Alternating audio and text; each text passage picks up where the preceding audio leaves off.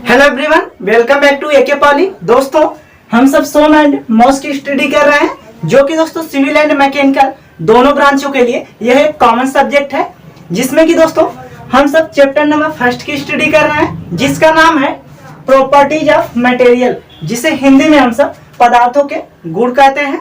Okay दोस्तों, जिसमें कि दोस्तों आज इसका लेक्चर नंबर 3 है, और इससे पहले जो है दोस्तों हमने चैप्टर नंबर फर्स्ट के एक लेक्चर प्रोवाइड कर दिए हैं। डेट मीन दोस्तों जो लेक्चर नंबर 2 है उसमें हमने चैप्टर नंबर फर्स्ट के अकॉर्डिंग जो प्रॉपर्टीज ऑफ मटेरियल है, इसके टोटल 6 टॉपिक हमने अच्छे वे में कवर कर लिए हैं, जिसमें कि दोस्तों आज के हम लोग इस लेक्चर नंबर 3 में जो टॉपिक बचे हुए हैं प्रॉपर्टीज ऑफ मटेरियल के, जिसमें कि दोस्तों आप सभी देख पा रहे हैं कि यहाँ पर जो भी टॉपिक बचे हुए हैं वो हमें यहाँ पर लिखे हुए हैं, जिन्हें दोस्तों हम सब स्टेप बाय स्टेप इस लेक्चर में पूरा अच्छे से समझेंगे।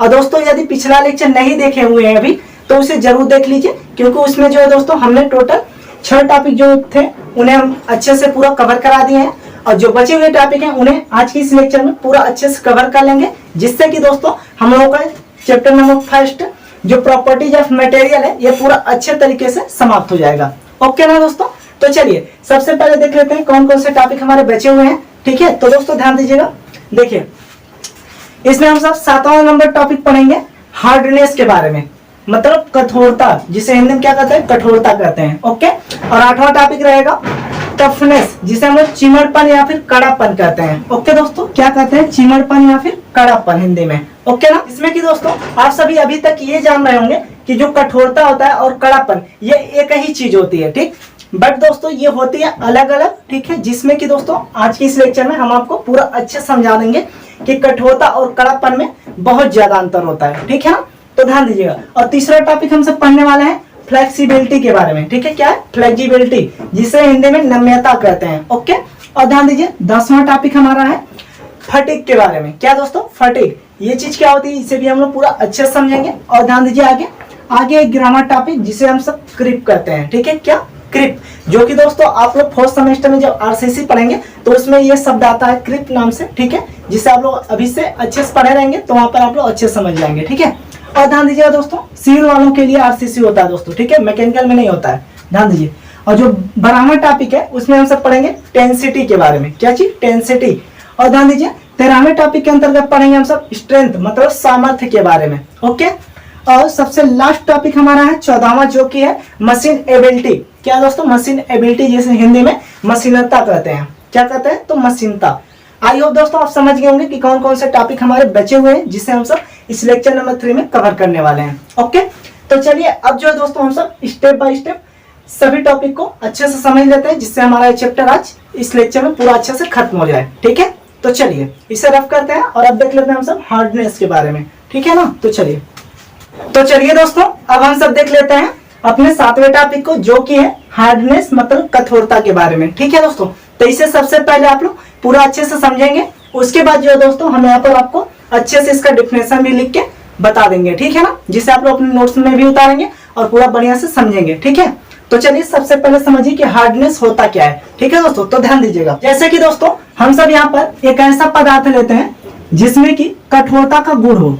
ठीक है दोस्तों, क्या हो, कठोरता का गुण हो। जैसे कि दोस्तों सबसे कठोर वस्तु आप जानते हैं क्या होती है, तो वो हीरा होती है। मान लेते हैं ये क्या है, ये हीरा है। ठीक है, हमने कोई पदार्थ हीरा का ले लिया। ठीक है दोस्तों, ये पदार्थ क्या है, इसे हमने मान लिया ये हीरा है। ओके, तो ध्यान दीजिए दोस्तों, यदि हीरे को जो है दोस्तों, हीरा सबसे कठोर होता है, इतना आप जान गए। ठीक है, चाहे हीरा ले लीजिए, चाहे या फिर इसके जैसे कोई कठोर वस्तु ले लीजिए। ठीक है, यदि उसे अपने हाथ की अंगुलियों दोनों खुरचते हैं तब ये वस्तु जो है दोस्तों, या फिर ये जो हीरा है, ये इसके खुरचने का विरोध करेगा। ठीक है, विरोध कैसे जानते हैं हम लोग, जब नाखून से खुरचेंगे तब हमारे नाखून में गर्माहट उत्पन्न होता है। क्या होता है, गर्माहट उत्पन्न होता है, जिससे हम जानते हैं कि ये वस्तु जो है खुरचा नहीं रही है, डेट मीन्स ये इसका विरोध कर रही है। ठीक है, खुरचने का या फिर घिसने का विरोध कर रही है। तो दोस्तों इस वस्तु का खुरचने या घिसने का विरोध ही क्या कहलाता है, तो यही गुण इसकी कठोरता कहलाता है इस वस्तु की।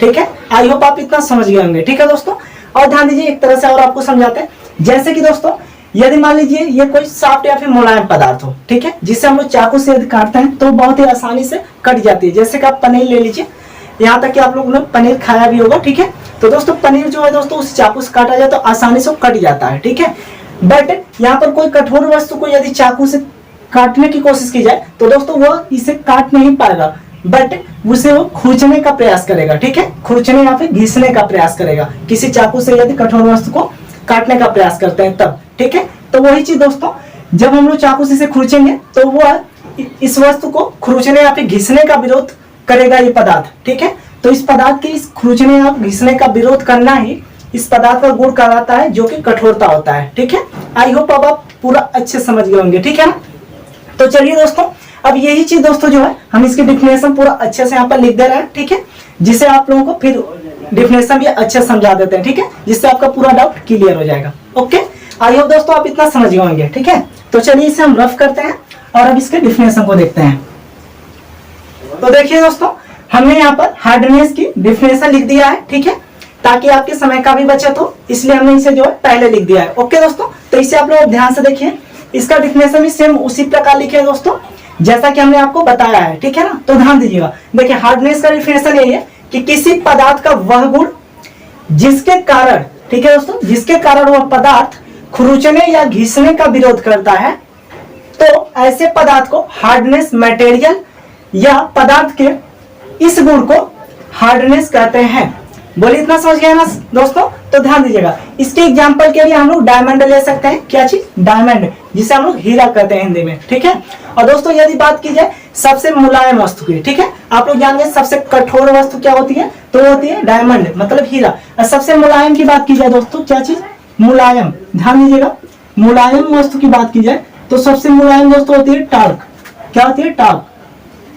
टार्क होती है सबसे मुलायम वस्तु। ठीक है ना दोस्तों, तो बोलिए इतना समझ गया ना, जो टार्क पदार्थ होता है ये सबसे मुलायम होता है। ओके, आई होप दोस्तों आप इतना समझ गए होंगे कि हार्डनेस अब क्या होता है। ठीक है ना, तो चलिए अब इसे जो है आप लोग स्क्रीनशॉट ले लीजिए ताकि हम इसे रफ करें, और देन आफ्टर जो है हम सब अपने 8वें टॉपिक को देख लेते हैं, जो है टफनेस के बारे में। ओके दोस्तों, तो चलिए स्क्रीनशॉट ले लीजिए। ले लिए, तो चलिए अब इसे रफ करते हैं। तो दोस्तों लाइट भी चली गई, बट आई होप आपको यहाँ पर सारा कुछ अच्छे से दिख रहा होगा। ठीक है दोस्तों, तो चलिए अब जो है हम सब देख लेते हैं अपना अगला टॉपिक, जो है टॉपिक नंबर 8, जिसका नाम है दोस्तों टफनेस, जिसे हिंदी में हम सब कड़कपन या फिर चिमड़पन कहते हैं। ओके दोस्तों, तो अब जो है दोस्तों आप लोग इसे पूरा ध्यान से समझेंगे कि कड़ापन या फिर चिमड़पन होता क्या है। ठीक है, जिससे कि आपको डिफरेंस मालूम चल जाएगा दोस्तों कि कठोरता और कड़ापन में अंतर होता क्या है। ठीक है, तो चलिए ध्यान दीजिएगा दोस्तों। देखिए, तो चलिए दोस्तों इसे हम समझने के लिए यहाँ पर कोई एक पदार्थ ले रहे हैं। ठीक है, जैसे कि यहाँ पर कोई एक हम लोग पदार्थ ले लिए। ठीक है, मान लीजिए ये कोई पदार्थ है जिसपे दोस्तों प्रहार करने के लिए हम लोग यहाँ पर कोई हथौड़ा या फिर घन ले रहे हैं। क्या है? हथौड़ा या फिर कोई एक घन ले रहे हैं, जिससे इस पर प्रहार करेंगे। ठीक है, ध्यान दीजिएगा। अभी देखिए दोस्तों, यदि इस वस्तु पर इस घन के द्वारा प्रहार किया जाता है, ठीक है दोस्तों, तब ये वस्तु जो है दोस्तों टूटने से पहले, ठीक है, ध्यान दीजिएगा, जब इस वस्तु पर किसी हथौड़े या फिर घन के द्वारा प्रहार किया जाता है, तब ये वस्तु जो है दोस्तों ये टूटने से पहले जो है धक्कों या फिर इसके द्वारा किए गए प्रहार को ये सहन कर लेता है, यदि ये पदार्थ, ठीक है, तब इस पदार्थ के इसी गुण को हम लोग कड़ापन या फिर चिमड़पन कहते हैं। ठीक है दोस्तों, क्या चीज आप समझे? ध्यान दीजिएगा, यदि किसी वस्तु पर हम लोग किसी हथौड़े या फिर घन से प्रहार करते हैं, तब ये वस्तु जो है दोस्तों टूटने से पहले, ठीक है, इस वस्तु के धक्कों या फिर झटकों को ये सहन कर ले, तब इस पदार्थ के इसी गुण को हम लोग इसका कड़ापन या फिर चिमड़पन कहते हैं। आई होप दोस्तों आप समझ गए होंगे। ठीक है, तो चलिए दोस्तों अब हम सब इसे एक तरह से और समझ लेते हैं, जिससे कि आपका पूरा कंसेप्ट पूरा अच्छे से क्लियर हो जाए और दोस्तों आपके अंदर थोड़ा सा भी डाउट ना रहे। ओके ना, तो दोस्तों ध्यान दीजिएगा, जैसे कि आप लोग कुछ ऐसे वृक्षों को देखे होंगे जिनकी दोस्तों जो टहनियां होती हैं, टहनियां मतलब जो डाल होते हैं, ठीक है, ध्यान दीजिएगा, कुछ ऐसे वृक्षों को आप लोगों ने देखा होगा जिनकी जो टहनियां होती है दोस्तों, यदि उन्हें पकड़कर हम लोग मतलब तोड़ने का प्रयास करते हैं, यदि उन वृक्षों की टहनियों को पकड़ के हम लोग तोड़ने का प्रयास करते हैं, तो दोस्तों आप लोगों ने अक्सर देखा होगा कि कुछ ऐसे वृक्ष होते हैं जिनकी टहनियों को हम लोग पकड़ के घींचते हैं तोड़ने के लिए, बट वो सब क्या करते हैं दोस्तों? टूटती नहीं है, बट यदि जब टूटती है तो हम लोग उसे छोड़ते हैं, तो वो क्या करती है? वो झटका या फिर धक्कों का विरोध करती हैं। ठीक है दोस्तों, क्या करती हैं? वो समय हमें धक्का देती हैं, ठीक है, मतलब झटका पहुंचाती हैं, ठीक है, और तुरंत अपनी अवस्था में फिर चली जाती हैं लौटकर। ठीक है दोस्तों, तब उससे हम लोग क्या कहते हैं, तब कहते हैं कि उस ब्रिज की जो टहनियां है वो बहुत ही चिमड़पन है। ठीक है, मतलब उस ब्रिज के टहनियों में बहुत ही चिमड़पन है। ठीक है दोस्तों, मतलब दोस्तों जो पदार्थ टूटने से पहले झटका या फिर धक्का उत्पन्न करे तो ऐसे पदार्थ के गुण को ही हम लोग कड़ापन या फिर चिमड़पन कहते हैं। आई होप दोस्तों अब आप पूरा अच्छे से समझ गए होंगे। ठीक है, तो चलिए दोस्तों अब जो है हम सब इसे रफ करते हैं और यहाँ पर इसके डिफिनेशन को देख लेते हैं। ओके ना, तो चलिए ध्यान दीजिएगा दोस्तों। तो चलिए दोस्तों अब हम सब देख लेते हैं टफनेस के डिफिनेशन को। ओके, तो दोस्तों ध्यान दीजिएगा इसके डिफिनेशन को। देखिए कड़ापन या फिर चिमड़पन किसे कहते हैं, ध्यान दीजिए। किसी पदार्थ का वह गुण, ठीक है, किसी पदार्थ का वह गुण जिसके कारण वह पदार्थ टूटने से पहले झटकों या धक्कों का विरोध करता है तो उसे उस पदार्थ का टफनेस या फिर कड़ापन कहते हैं। बोलिए इतना समझ पाना दोस्तों, ध्यान दीजिएगा एक बार और ध्यान से सुनिए कि किसी पदार्थ का वह गुण जिसके कारण वह पदार्थ टूटने से पहले झटकों या फिर धक्कों का विरोध करता है तो उस पदार्थ को हम लोग टफनेस या फिर कड़ापन कहते हैं। ओके दोस्तों, तो आई होप आप सभी लोग पूरा अच्छे से समझ गए होंगे कि अब टफनेस क्या होता है और दोस्तों मतलब कड़ापन और कठोरता में क्या डिफरेंट है। ठीक है दोस्तों, इतना तो आप लोग समझ गए होंगे अब। ठीक, तो चलिए इसे हम सब रफ करते हैं और देन आप अपने अगले टॉपिक को देखते हैं। ओके ना, तो चलिए दोस्तों अब हम सब देख लेते हैं अपने अगले टॉपिक को जो कि टॉपिक नंबर 9 है। तो चलिए दोस्तों अब हम सब देख लेते हैं अपने 9वें टॉपिक को जिसका नाम है फ्लेक्सिबिलिटी। क्या दोस्तों, फ्लेक्सिबिलिटी है जिसको हिंदी में हम लोग नम्यता कहते हैं। क्या कहते हैं दोस्तों, तो नम्यता कहते हैं। ओके, तो दोस्तों इसे भी आप लोग पूरा ध्यान पूर्वक समझेंगे। ठीक है, जिससे आपको पूरा अच्छे समझ में आ जाए। ओके, तो दोस्तों इसे समझने के लिए हम लोग एक भीगी हुई सी लकड़ी ले लेते हैं। कैसे दोस्तों, लकड़ी तो भीगी हुई सी होनी चाहिए। ठीक है ना, जैसे मान लीजिए हम यहाँ पर कोई एक भीगी हुई सी लकड़ी ले लेते हैं। ओके, और दोस्तों इस लकड़ी की जो मोटाई है वो कम होनी चाहिए। डेट मीन्स वो लकड़ी की मोटाई पतली होनी चाहिए। ठीक है, और वो लकड़ी थोड़ी लंबी भी होनी चाहिए। ओके दोस्तों, कैसी लकड़ी लेंगे हम लोग, ऐसी लकड़ी लेंगे जो भीगी हुई होनी चाहिए और जिसकी मोटाई कम हो एवं उसकी लंबाई ज्यादा हो।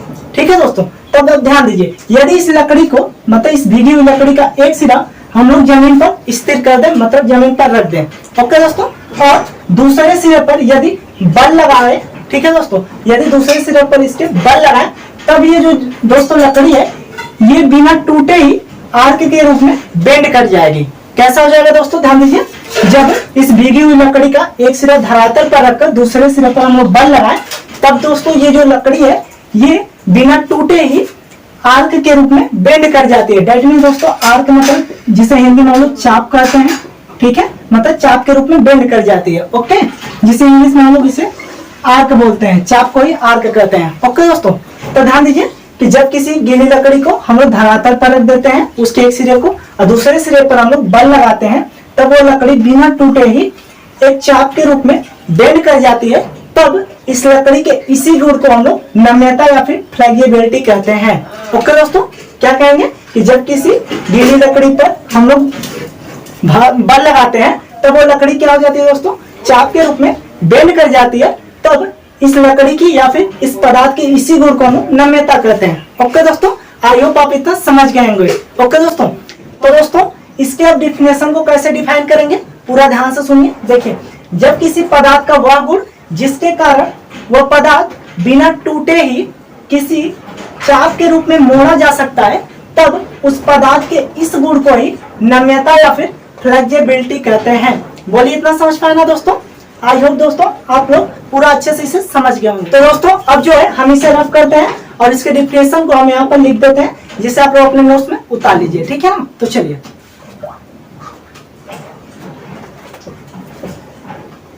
चलिए दोस्तों अब हम सब फ्लेक्सिबिलिटी के डिफिनेशन को देख लेते हैं। हालांकि दोस्तों जो हमने समझाया आपको सेम उसी प्रकार यहाँ पर लिखा गया है। ठीक है, जिसे ध्यान देंगे आप लोग।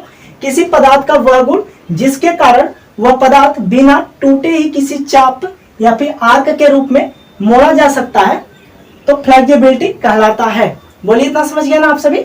अब ध्यान दीजिए, एग्जाम्पल के लिए आप लोग वुड मतलब लकड़ी को लिख सकते हैं। ठीक है, वो भी भीगी हुई लकड़ी को। ठीक है दोस्तों, आई होप दोस्तों अब आप लोग अच्छे समझ गए होंगे कि फ्लेक्सिबिलिटी होती क्या है। ठीक है, तो चलिए इसे स्क्रीनशॉट लीजिए ताकि इसे हम रफ करें और डेट मीन्स आगे बढ़े। चलिए तो चलिए दोस्तों, अब हम सब देख लेते हैं अपने 10वें टॉपिक को, जिसका नाम है फटीग। क्या है दोस्तों? फटीग। तो दोस्तों इसे भी आप लोग पूरा ध्यान से समझने का प्रयास करेंगे, ठीक है। तो चलिए ध्यान दीजिए। देखिए, इसे समझने के लिए हम लोग सबसे पहले यहाँ पर एक तार ले लेते हैं, ठीक है। क्या ले लेते हैं? एक वायर ले लेते हैं। ओके दोस्तों, ध्यान दीजिए। यह मान लीजिए कोई एक वायर है, जिसे दोस्तों हम लोग तोड़ने के लिए क्या करते हैं, इस वायर को इस तरह से ऊपर और इस तरह से नीचे करते हैं, ठीक है। इस वायर को क्या करते हैं दोस्तों? ऊपर नीचे करते हैं। तो दोस्तों ये जो ऊपर नीचे करने का गुण है, इसे हम लोग बोलते हैं साइक्लिक लोडिंग बोलते हैं, ठीक है दोस्तों। साइक्लिक लोडिंग बोलेंगे। ओके, तो दोस्तों अब इसे ध्यान से समझिए कि जब किसी तार को तोड़ने के लिए जितना अधिक उस पर साइक्लिक लोडिंग लगाते हैं, उसमें फटीग उतना ही अधिक उत्पन्न होता है, ठीक है दोस्तों। जैसे कि हम आपको एक प्रैक्टिकली करके बता रहे हैं, ठीक है, ध्यान दीजिएगा। देखिए, जैसे कि ये मान लीजिए कोई वायर है, ठीक है दोस्तों। क्या है? ये कोई वायर है, जिसे मान लीजिए इसे हमें तोड़ना है, ठीक है। इसे तोड़ने के लिए हम लोग क्या करते हैं, ऐसे ऊपर नीचे करते हैं, ठीक है। ऊपर नीचे ऐसे करेंगे, ठीक है। तो ऊपर नीचे करने का गुण क्या है दोस्तों? तो इसे हम लोग साइकिल लोडिंग कहते हैं, ठीक है, या फिर रिवर्सिबल स्ट्रेस भी बोलते हैं। हिंदी में उत्क्रमणीय प्रतिबल बोलते हैं। ओके दोस्तों, तो ध्यान दीजिएगा, जितना अधिक इस पे साइकिल लोडिंग लगाएंगे तो इसमें उतना ही अधिक फटीग उत्पन्न होगा। ओके दोस्तों, डेट मीन्स यह कह सकते हैं दोस्तों कि जो फटीग होता है, ठीक है दोस्तों, क्या जो फटीग होता है, आप लोग इसे नोट पॉइंट में जरूर लिख लीजिएगा कि जो फटीग होता है यह प्रोपोर्शनल होता है किसके दोस्तों? नंबर ऑफ साइकिल लोडिंग के, ठीक है दोस्तों। किसको होता है? नंबर ऑफ साइकिल लोडिंग के, ठीक। मतलब इसमें जितना आप साइकिल लोडिंग लगाएंगे, जितना अधिक, उसमें दोस्तों जैसे कि आप इसमें साइकिल लोडिंग जितना अधिक लगाएंगे, तब इसमें उतना ही अधिक फटीग उत्पन्न होगा, ठीक है दोस्तों।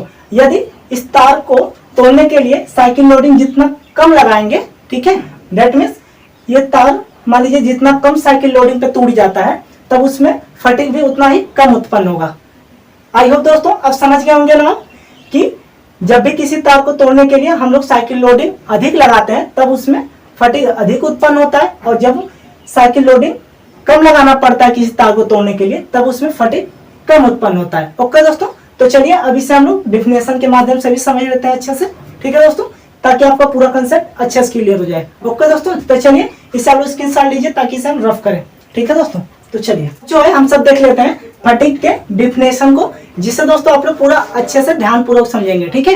ध्यान दीजिए, किसी पदार्थ का वह गुण जिसके कारण वह पदार्थ रिवर्सिबल स्ट्रेस, दैट मीन्स उत्क्रमणीय प्रतिबल या फिर साइक्लिक लोडिंग का विरोध करता है, तो वह फटीग कहलाता है, ठीक है दोस्तों। क्या कहा जा रहा है कि किसी पदार्थ का वह गुण जिसके कारण वह पदार्थ रिवर्सिबल स्ट्रेस या फिर साइक्लिक लोडिंग का विरोध करता है, तो वह फटीग कहलाता है, ठीक है दोस्तों। क्योंकि आप लोग जानते हैं साइक्लिक लोडिंग जब हम किसी तार पे लगा रहे हैं, तो उसी के द्वारा जो है फटीग भी उत्पन्न हो रहा है, ठीक है। तो इसीलिए क्या है कि जिसपे साइक्लिक लोडिंग का जो विरोध करता है, उसे हम लोग क्या कहेंगे? फटीग भी कहेंगे, ठीक है ना दोस्तों। तो आई होप आप इतना समझ गए होंगे। ओके, तो अब ध्यान दीजिए दोस्तों, इसमें नोट पॉइंट आप लोग ये लिख लीजिएगा कि जो फटीग होता है वो प्रोपोर्शनल मतलब समानुपाती होता है नंबर ऑफ साइक्लिक लोडिंग के, ठीक है। मतलब जितना अधिक साइक्लिक लोडिंग हम किसी तार पे लगाएंगे, उतना ही अधिक उसमें फटीग उत्पन्न होगा, और यदि जितना कम साइक्लिक लोडिंग पर तार टूट जाता है, उतना ही कम उसमें फटीग उत्पन्न होगा। बोलिए इतना समझ पाए दोस्तों? आई होप आप इतना समझ पाएंगे, ठीक है। और दोस्तों इसमें एक पॉइंट और लिख लीजिएगा, जो कि एग्जाम्पल के रूप में, ठीक है, एग्जाम्पल के रूप में आप लोग वायर लिख लीजिएगा, ठीक है। क्या लिखेंगे दोस्तों? वायर मतलब तार, ठीक है दोस्तों, आप लोग तार लिख लीजिएगा। ओके, आई होप आप इतना समझिए। इसे भी आप लोग स्क्रीनशॉट लीजिए ताकि इसे हम रफ करें, और देन आफ्टर हम लोग अपने 11वें टॉपिक को अब देख लेते हैं। ओके ना, तो चलिए अभी से रफ करें, ध्यान दीजिए। तो चलिए दोस्तों अब हम सब समझ लेते हैं अपने 11वें टॉपिक को, जिसका नाम है क्रीप, ठीक है दोस्तों। और दोस्तों ये जो क्रीप है, ये सिविल इंजीनियरिंग के सभी छात्रों के लिए बहुत ही इंपॉर्टेंट टॉपिक है, क्योंकि दोस्तों आप लोग जो है सिविल इंजीनियरिंग के जो छात्र हैं, वो लोग 4th सेमेस्टर में आरसीसी पढ़ेंगे, जो कि दोस्तों उसमें आपको क्रीप मिलेगा, ठीक है। जिसे आप लोग यहाँ पर अच्छे समझे रहेंगे, तो वहां पर आपको बिल्कुल समझने में कोई भी परेशानी नहीं होगी, ठीक है ना। तो चलिए दोस्तों आप लोग पूरा ध्यान से समझिएगा, ठीक है। जिसे हम दोस्तों आपको पहले अच्छे से समझा देते हैं, इसके बाद जो है दोस्तों हम यहाँ पर इसका डिफिनेशन भी लिख देंगे, ठीक है ना। तो चलिए ध्यान दीजिएगा दोस्तों। तो दोस्तों चलिए यहाँ पर हम लोग एक पदार्थ ले लेते हैं, ठीक है। जैसा कि हम लोग मान लेते हैं ये कोई एक पदार्थ है। ठीक है दोस्तों, पूरा ध्यान से आप लोग समझेंगे, बिल्कुल अच्छे समझ में आएगा। ठीक है, देखिए माना हमने यहाँ पर क्या लिया दोस्तों, एक पदार्थ लिया। ठीक है, जिसका ये ऊपरी सिरा जो है दोस्तों, ये ऊपर वाला सिरा, ठीक है, इसे हम लोग अस्थायी कर देते हैं, मतलब इसे हम लोग बेस मान लेते हैं। ठीक है, ध्यान दीजिए, इस वस्तु का ये मान लीजिए ऊपरी सिरा बेस है। ठीक है दोस्तों, अब ध्यान दीजिए, यदि इस पे दोस्तों एक लोड लगाया जाए, इस वस्तु पर एक लोड लगाया जाए। ठीक है दोस्तों, वो भी लोड कैसा लगाएंगे, इस चीज को आप लोग पूरा ध्यान से समझेंगे। ठीक है, देखिए माना हमने क्या एक वस्तु ली है जिस पर हम लोग लोड लगाएंगे, कैसा वो भी दोस्तों लोड लगाएंगे, ध्यान दीजिए, हाई टेम्परेचर लोड लगाएंगे। कैसा, ध्यान दीजिए, हाई टेम्परेचर। ठीक है दोस्तों, हाई टेम्परेचर लोड लगाएंगे, वो भी कब तक दोस्तों, एक लॉन्ग टाइम के लिए, मतलब लंबे समय के लिए। ठीक है दोस्तों, कैसा लगाएंगे, फॉर लॉन्ग टाइम, मतलब एक लंबे समय के लिए यहाँ पर क्या लगाएंगे दोस्तों, लोड लगाएंगे। ठीक है ना, लॉन्ग टाइम, लॉन्ग टाइम के लिए लोड लगाएंगे। वो भी दोस्तों कैसा लोड लगाएंगे, तो अस्थाई लोड लगाएंगे। कैसा दोस्तों, अस्थाई लोड लगाएंगे। ठीक है ना, ध्यान दीजिएगा, अब इसे ध्यान से समझिए। अस्थाई रूप से लोड करने का मतलब ये है दोस्तों कि जो हम इस वस्तु पे लोड लगाएंगे, उस लोड को ना ही हम बढ़ाएंगे और ना ही हम घटाएंगे। ठीक है, दैट मीन्स वहां पर हम लोग अस्थाई रूप से लोड लगाएंगे। ठीक है ना दोस्तों, और भी कब तक, एक लंबे समय के लिए लोड लगाएंगे। और दोस्तों लंबे समय का कहने का मतलब ये है दोस्तों, ऐसा नहीं कि हम लोग जो लोड लगा रहे हैं वो 2 से 4 दिन के लिए या फिर 2 से 4 घंटे के लिए लगाएंगे। ठीक है, ऐसा नहीं है। हम लोग जो भी लोड लगाएंगे इस वस्तु पर, वो या तो हम लोग 7 दिन के लिए लगाएंगे, या फिर 6 महीने, या फिर 1 महीने, या फिर पूरे 1 साल के लिए लोड लगाएंगे उस वस्तु पर। ठीक है दोस्तों, तो ध्यान दीजिएगा, इसका कारण मतलब क्या है कि इस पे जो भी हम लोड लगाएंगे इस वस्तु पर, तो अस्थायी रूप से लोड लगाएंगे, वो भी काफी लंबे समय के लिए। ठीक है, डेट मीन्स हम मान लेते हैं यदि 7 दिन के लिए लोड लगाएंगे। ठीक है, वो भी कैसा लोड, तो हाई टेम्परेचर पर लगाएंगे। ठीक है दोस्तों, मतलब उच्च तापमान पर हम लोग एक अस्थायी रूप से एक लंबे समय के लिए लोड लगाते हैं। उसके बाद दोस्तों यदि 7 दिन तक हम लोग लोड लगा देते हैं इस पे, ठीक है, ध्यान दीजिएगा, इस वस्तु पर 7 दिन के लिए लोड लगाते हैं, तब इस वस्तु की दोस्तों जो ये लंबाई है ना, ये बढ़ जाती है। ठीक है, और दोस्तों आप लोग जानते हैं जब किसी वस्तु की लंबाई बढ़ेगी तब उसकी चौड़ाई कम हो जाती है। ठीक है, डेट मीन्स इस प्रकार से इसकी लंबाई जो है बढ़ जाती है और इसकी चौड़ाई जो है कम हो जाती है। ठीक है दोस्तों, मान लेते हैं यहाँ तक कि इसकी लंबाई में वृद्धि हुई। ठीक है दोस्तों, डेट मीन्स यहाँ से यहाँ तक कि इसकी लंबाई में वृद्धि हुई, कितनी दोस्तों, मान लेते हैं डेल्टा एल इसकी लंबाई में वृद्धि हो गई। ठीक है दोस्तों, तब इसकी लंबाई में जो वृद्धि हो रही है, ठीक है दोस्तों, क्या हो रही है, लंबाई में वृद्धि हो रही है। ठीक है दोस्तों, ध्यान दीजिएगा, जिसे प्लास्टिक डिफॉर्मेशन भी बोल सकते हैं आप लोग। ठीक है ना, इंग्लिश में।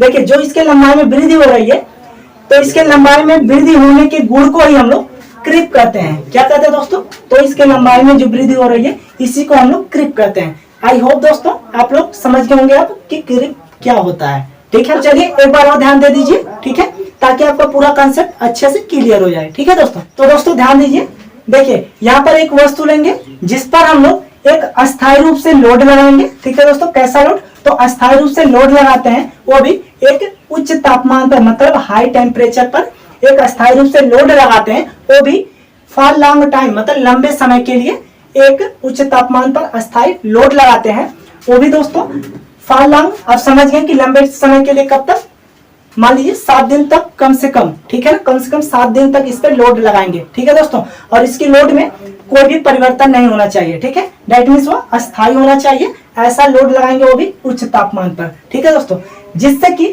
7 दिन के बाद यदि ये लोड हटा लिया जाए यहाँ से, तब दोस्तों इसका जो ये लंबाई है दोस्तों, ये अपने आप जो है बढ़ जाती है। ठीक है, और इसकी चौड़ाई जो है सिंपल घट जाएगी। ठीक है, जब लंबाई किसी वस्तु की बढ़ती है तो उसकी चौड़ाई जो है दोस्तों घट जाती है। ठीक है, तो इतना ध्यान देंगे कि जब इस लोड को हम लोग हटा देंगे तब इस वस्तु की लंबाई बढ़ जाती है। तो इस वस्तु की जितनी लंबाई बढ़ी हुई होती है, ठीक है, दैट मीन्स लंबाई में जितनी वृद्धि होती है उसी लंबाई को ही हम लोग क्रीप कहते हैं। ठीक है दोस्तों, मतलब लंबाई में वृद्धि को ही हम लोग क्रीप कहते हैं। आई होप दोस्तों आप लोग अब अच्छे से समझ गए होंगे।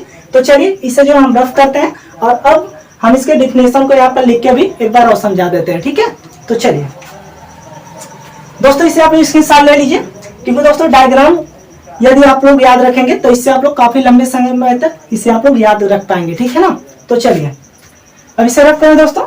तो चलिए दोस्तों अब हम सब देख लेते हैं क्रीप के डिफिनेशन को। ओके, तो ध्यान दीजिएगा दोस्तों, देखिए किसी भी बॉडी पर एक हाई टेम्परेचर पर एक लंबे समय के लिए स्थिर भार लगाने के कारण वस्तु में जो अस्थायी रूप से लंबाई में वृद्धि हो जाती है, दैट मीन प्लास्टिक डिफॉर्मेशन जो हो जाता है उसे ही हम सब क्रिप कहते हैं। ठीक है दोस्तों, बोलिए अब इतना समझ गए ना। एक बार और ध्यान दे दीजिए कि किसी भी बॉडी पर एक हाई टेम्परेचर पर एक लंबे समय के लिए स्थिर भार लगाने के कारण उस वस्तु में जो अस्थायी रूप से लंबाई में वृद्धि हो जाती है, दैट मीन्स प्लास्टिक डिफॉर्मेशन हो जाता है, तो उसे ही हम लोग क्रिप कहते हैं। ओके दोस्तों, आई होप दोस्तों आप लोग पूरा अच्छे से इसे आप समझ गए होंगे। ठीक है ना, तो चलिए इसे आप लोग स्क्रीनशॉट लीजिए ताकि इसे हम रफ करें और अब देन आफ्टर अपने अगले क्वेश्चन को देख लेते हैं। ठीक है, तो चलिए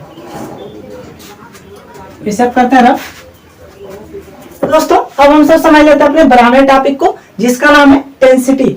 ओके दोस्तों, तो इसे भी आप लोग पूरा ध्यान पूर्वक समझेंगे, जिससे आपको पूरा अच्छे से समझ में आ जाएगा। ठीक है ना, तो चलिए ध्यान दीजिएगा दोस्तों। दोस्तों अब ध्यान दीजिए, देखिए यहाँ पर लिखा क्या है, डेंसिटी। क्या लिखा है दोस्तों, तो डेंसिटी लिखा है, जिसमें कि दोस्तों आप लोग इतना देख पा रहे हैं क्या लिखा हुआ है, तो यहाँ पर लिखा हुआ है 10। क्या लिखा हुआ है दोस्तों, तो 10 लिखा हुआ है। तो सबसे पहले इसे जान लीजिए, देखिए 10 फॉर क्या होता है दोस्तों, इसे सबसे पहले जान लीजिए। 10 फॉर होता है दोस्तों टेंशन। क्या दोस्तों, 10 फॉर टेंशन। और दोस्तों टेंशन में होता है तनाव, हिंदी में इसे तनाव बोलते हैं। ठीक है, अब ध्यान दीजिए टेंशन के केस में दोस्तों कौन सा फोर्स लगता है, तो ये जान लीजिए। देखिए टेंशन के केस में हमेशा टेंसाइल फोर्स लगता है। कौन सा दोस्तों, तो टेंसाइल फोर्स लगता है। बोलिए इतना समझ पाए ना दोस्तों।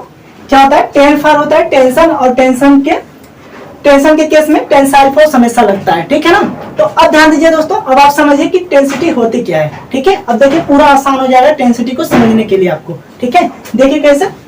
सबसे पहले टेंसिटी को समझने के लिए हम लोग यहाँ पर कोई एक वस्तु ले रहे हैं। ठीक है, क्या कोई यहाँ पर एक पदार्थ ले रहे हैं। ठीक है, जिसका एक सिरा जो दोस्तों है वो अस्थाई है। ठीक है, क्या एक सिरा जो है वो बद्ध है किसी चीज में। ठीक है, मतलब अस्थायी रूप से। ओके दोस्तों, अब ध्यान दीजिए, यदि इस वस्तु के दूसरे सिरे पर क्या करें, यदि इस वस्तु के दूसरे सिरे पर टेंसाइल फोर्स लगाकर, ठीक है, कौन सा फोर्स लगाएंगे दोस्तों, तो देखिए यहां से टेनासिटी में कौन सा फोर्स लग रहा है, तो टेंसाइल फोर्स। ठीक है, इसीलिए इसमें क्या करेंगे, यदि किसी वस्तु का एक सिरा बद्ध हो और दूसरे सिरे पर टेंसाइल फोर्स लगाकर यदि इस वस्तु को खींचा जाए, ठीक है दोस्तों, क्या करें, यदि इस वस्तु को पकड़ के खींचा जाए, तब ये वस्तु जो है दोस्तों टूटने से पहले, क्या दोस्तों, टूटने से पहले इस वस्तु में जितना अधिकतम क्या दोस्तों होता है, जितना अधिकतम स्ट्रेस उत्पन्न होगा, स्ट्रेस मतलब दोस्तों प्रतिबल। ठीक है, इस वस्तु में जितना मतलब अधिकतम स्ट्रेस उत्पन्न होगा, तो वही अधिकतम स्ट्रेस ही दोस्तों टेंसिटी कहलाता है। ठीक है दोस्तों, आई होप आप इतना समझ गए होंगे। ठीक है दोस्तों, एक बार और ध्यान दीजिए, देखिए जब किसी वस्तु का एक सिरा बद्ध हो और दूसरे सिरे पर टेंसाइल फोर्स लगाकर उसे खींचा जाए, तब वह वस्तु टूटने से पहले उस वस्तु में जितना भी अधिकतम स्ट्रेस उत्पन्न होता है, तब वही अधिकतम स्ट्रेस ही टेंसिटी कहलाता है। आई होप दोस्तों आप इतना समझ गए होंगे। ठीक है दोस्तों, तो चलिए दोस्तों इसे आप लोग स्क्रीनशॉट लीजिए ताकि इसे हम रफ करें और इसका डेफिनेशन लिख के भी एक बार बता दें आपको। ओके ना, तो चलिए हो गया। तो चलिए दोस्तों अब हम सब देख लेते हैं डेंसिटी के डिफिनेशन को। ओके, तो ध्यान से समझिए इसे भी, देखिए ध्यान से। इसका डिफिनेशन यही है दोस्तों कि किसी पदार्थ के तनाव में, ठीक है दोस्तों, क्या किसी पदार्थ के तनाव में टूटने की स्थिति में जितनी अधिकतम प्रतिबल तीव्रता उत्पन्न की जा सकती है, उसे उस पदार्थ की डेंसिटी कहते हैं। आई होप दोस्तों आप समझ गए होंगे कि अब डेंसिटी होती क्या है। ओके दोस्तों, तो चलिए दोस्तों इसे भी आप लोग स्क्रीनशॉट ले लीजिए ताकि इसे हम रफ करें और देन आफ्टर हम सब अपने अगले टॉपिक को देख लेते हैं, 13वें टॉपिक को। ठीक है दोस्तों, ताकि दोस्तों हम यहाँ पर सारा कुछ हिंदी में लिख रहे हैं, बट हम टेलीग्राम पे जो भी आपके हैंडराइटिंग पीडीएफ सेंड किए हुए हैं सोम एंड मॉस की, वहां पर आपको इंग्लिश और हिंदी दोनों मिल जाएंगे। ठीक है दोस्तों, वो भी पूरा हमने सेंड कर दिया है, जो कि आपका सोम एंड मॉस है। ठीक है दोस्तों, तो चलिए अब इसे रफ करते हैं, देन आफ्टर आगे देखते हैं। चलिए, तो चलिए दोस्तों अब हम सब समझ लेते हैं अपने 13वें टॉपिक को, जिसका नाम है स्ट्रेंथ, जिसको हिंदी में सामर्थ्य बोलते हैं। ओके दोस्तों, तो इससे भी आप लोग पूरा ध्यान से समझेंगे, पूरा अच्छे से आपको समझाएंगे। ठीक है, कि सामर्थ्य होता क्या है। ठीक है दोस्तों, इसलिए दोस्तों हम आपको डायग्राम से सारा कुछ समझा रहे हैं ताकि आपको पूरा अच्छे से याद होता चले। ठीक है दोस्तों, तो ध्यान दीजिएगा। देखिए तो दोस्तों अब हम सब समझ लेते हैं कि सामर्थ्य होता क्या है। ठीक है, और इसे समझने के लिए दोस्तों हम लोग यहाँ पर मान लीजिए एक बीम ले लेते हैं। क्या चीज ले लेते हैं दोस्तों, तो बीम। ठीक है, मान लीजिए ये कोई बीम है जो कि एक सपोर्ट पे टिका हुआ है। ठीक है, यहाँ पर दो सपोर्ट पे टिका हुआ है, यह एक बीम है। ठीक है दोस्तों, ध्यान दीजिएगा। और दोस्तों यदि इस बीम पर हम कोई लोड लगाते हैं, ध्यान दीजिए, यदि इस बीम पर हम कोई लोड लगाते हैं और इस लोड को दोस्तों, ये बीम जो है बिना फेल हुए, ठीक है, ये बीम बिना फेल हुए यदि इस लोड को सहन कर लेती है, तब इस बीम का इसे सामर्थ्य कहते हैं। ठीक है दोस्तों, क्या कहेंगे, यदि ये बीम इस बल को बिना फेल हुए सहन कर लेती है, तब इस बीम का इसे हम लोग सामर्थ्य कहते हैं। ओके दोस्तों, आई होप आप सभी समझ गए होंगे कि अब सामर्थ्य होता क्या है। ठीक है ना, एक बार और ध्यान दीजिए दोस्तों। देखिए, माना हमने इसके लिए एक बीम लिया, ठीक है, जो कि बीम दो सपोर्ट पे टिकी हुई है। ठीक है, यदि इस पर हम कोई लोड लगाते हैं, तब उस लोड के कारण ये बीम जो है दोस्तों बिना फेल हुए ये इस लोड को यदि सहन कर जाती है, तब दोस्तों इस बीम का इसी को हम लोग सामर्थ्य कहते हैं। ठीक है दोस्तों, तब इसे हम क्या कहते हैं, इस बीम का सामर्थ्य कहते हैं। आई होप दोस्तों आप समझ गए होंगे। ठीक है, तो चलिए दोस्तों अब इसे हम रफ करते हैं और यहाँ पर इसके डिक्लेरेशन को भी लिख देते हैं। ठीक है दोस्तों, आप लोग थोड़ा भी डिस्टर्ब मत होइएगा, क्योंकि बाहर जो है बारिश हो रही है, इसी की वजह से उसकी आवाज़ यहाँ तक आ रही है। ठीक है दोस्तों, बट आप लोग केवल ध्यान से समझिए, केवल एक टॉपिक और आ गया, जिसके बाद हम लोग का एक पूरा चैप्टर नंबर फर्स्ट समाप्त हो जाएगा। ओके दोस्तों, और बारिश की वजह से दोस्तों लाइट भी कट गई है। ठीक है ना, बट आई होप दोस्तों आपको सब कुछ अच्छे से दिख रहा होगा। ठीक है ना, तो चलिए इसे रफ करते हैं और इसके डिफिनेशन को देख लेते हैं। ओके, तो चलिए दोस्तों अब देख लेते हैं हम सब स्ट्रेंथ मतलब सामर्थ्य के डिफिनेशन को, और इसके साथ साथ दोस्तों हमने लास्ट टॉपिक भी यहाँ पर लिख दिया है, जो कि मशीनेबिलिटी है, जिसको हिंदी में मशीनता कहते हैं। ठीक है दोस्तों, इससे दोस्तों अभी बाद में समझते हैं। सबसे पहले हम सब स्ट्रेंथ मतलब सामर्थ्य के डिफिनेशन को देख लेते हैं। ओके ना, तो ध्यान से सुनिएगा दोस्तों। देखिए, किसी पदार्थ का वह गुण जो बिना असफल मतलब बिना फेल हुए अधिकतम बल को सहन कर लेती है, तो उस पदार्थ की उसे सामर्थ्य कहते हैं। ओके दोस्तों, बोलिए इतना समझ पाना। एक बार और ध्यान दे दीजिए कि किसी पदार्थ का वह गुण जो बिना असफल मतलब फेल हुए अधिकतम बल को सहन कर लेती है, तो उस पदार्थ की वह सामर्थ्य कहलाती है। आई होप दोस्तों आप समझ गए होंगे कि अब सामर्थ्य होता क्या है। ओके, तो चलिए दोस्तों अब हम सब समझ लेते हैं अपना 14वां टॉपिक, जो कि दोस्तों इस चैप्टर का ये लास्ट टॉपिक है, जिसका नाम है दोस्तों मशीन एबिलिटी, हिंदी में बोलते हैं मशीनता। ठीक है दोस्तों, तो इससे भी आप लोग पूरा ध्यान से समझेंगे। ओके, तो ध्यान दीजिए दोस्तों।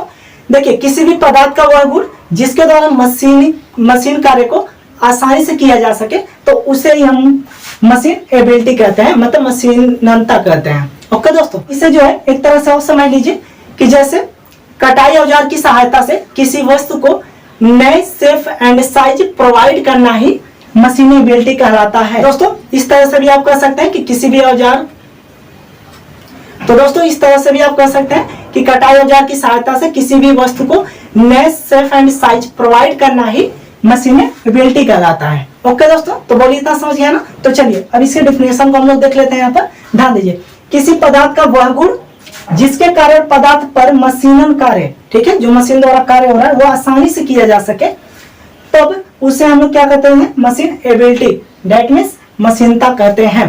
बोलिए दोस्तों इतना समझ गया ना। तो आई होप दोस्तों आपको ये फर्स्ट चैप्टर पूरा अच्छे से समझ में आ गया होगा, और इसके साथ साथ टोटल आपको अच्छे से याद भी हो गया होगा। ठीक है, हम उम्मीद करते हैं दोस्तों, और जितने लोग भी टेलीग्राम चैनल दोस्तों अभी तक नहीं ज्वाइन किए वो लोग जरूर कर लें। ठीक है, क्योंकि वहां पर हमने सोम एंड मोस का पूरा जो है नोट्स हमने प्रोवाइड कर दिया, वो भी हैंड राइटिंग पीडीएफ को, जिसमें हिंदी इंग्लिश दोनों में आपको मिल जाएगा। ठीक है, और उसके साथ साथ और दोस्तों यदि आप हमारे चैनल पे नए हैं तो हमारे चैनल को शेयर, सब्सक्राइब एवं लाइक भी जरूर कर दीजिए, और दोस्तों बेल आइकन दबाना बिल्कुल मत भूलिएगा, ताकि हमारे द्वारा बनाए गए सारे वीडियो सबसे पहले आप तक पहुंचे। ओके दोस्तों, तो दोस्तों इसी के साथ आज का हमारा ये लेक्चर नंबर 3 के साथ हमारा चैप्टर नंबर फर्स्ट भी खत्म होता है। अब बहुत ही जल्द मिलेंगे हम लोग अपने चैप्टर नंबर 2 के साथ। ठीक है, तब तक के लिए दोस्तों अच्छे से पढ़ते रहिए। जय हिंद, बाय बाय।